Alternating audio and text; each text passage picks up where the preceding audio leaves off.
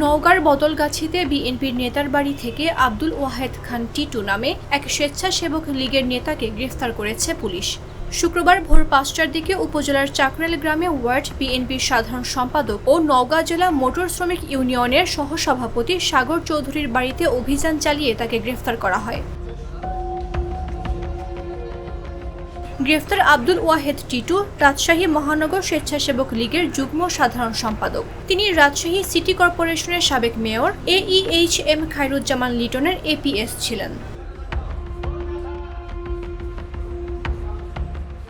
স্থানীয় ও থানা পুলিশ সূত্রে জানা যায়, ৫ আগস্টের পর রাশিকের সাবেক মেয়র গা ঢাকা দিলে লোকচক্ষুর আড়ালে চলে যান আব্দুল ওয়াহেদ খান টিটু।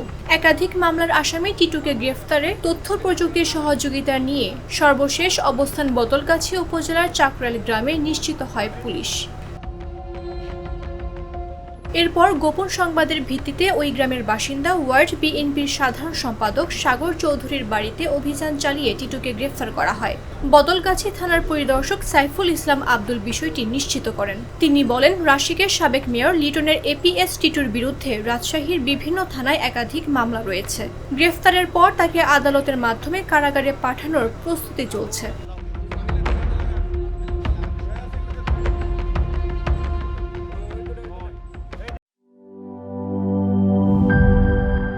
বান্ডেল থাকলে প্রতি সেনমানিতে টাকা বাঁচবে।